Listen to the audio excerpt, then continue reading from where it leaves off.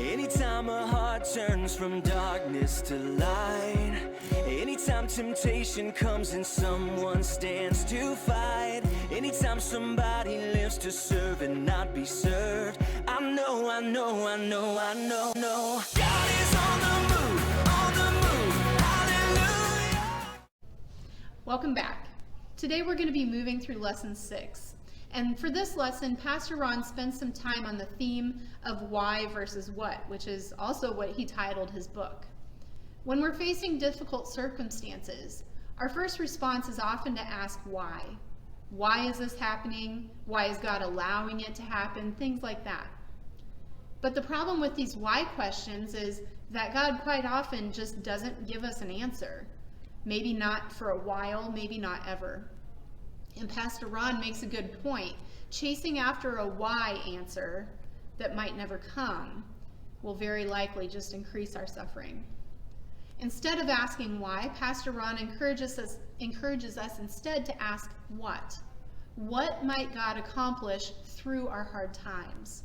In other words, how might God redeem our broken situation?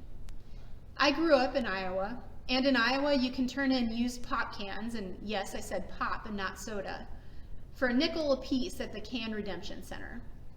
And for my whole life, this has been the image of redemption for me. You take something that's pretty much worthless, like a crinkled up, sticky, empty pop can, and you turn it into something valuable. I can redeem pop cans, but God redeems people and situations. Joseph's story is a story of redemption. He was the favorite son of the family, which didn't sit too well with his brothers. In fact, they were so irked by it that they actually sold their brother into slavery in Egypt. And while Joseph was there, he got falsely accused of some pretty awful crimes and got thrown into prison. Even worse, when he had a chance to maybe get out of prison, the guy that could have helped him forgot about him. I think anybody could understand if Joseph had some why questions. But even as Joseph entered Egypt, God was working on redemption. Joseph had a God-given knack for finding favor with the people around him. The guy who even brought him as a slave, even the prison guards. And eventually that's what got him out of prison. Joseph eventually rose to be Pharaoh's right-hand man, second in command, and this positioned him to rescue his entire family from a terrible famine in his home country. This was the what.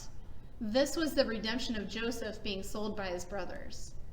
Only in looking back over his suffering was Joseph able to realize what God was accomplishing through it. In Genesis 50:20, Joseph has a remarkable moment of clarity with his brothers, and he said this, "You intended to harm me, but God intended it for good to accomplish what is now being done, the saving of many lives." This was Joseph's what. The good news for all of us is that when we start asking what questions, what might God accomplish through our hard times, how's he going to redeem our suffering, the answers will always come, because God is in the business of redemption. He is always working to redeem us and the whole creation. So how has God worked redemption in your life? Do you have some why questions that you need to change into what questions instead? Plenty to talk about today with your life group. And I'm praying that as you all share your lives with each other, you're going to recognize God, the Redeemer, in your midst.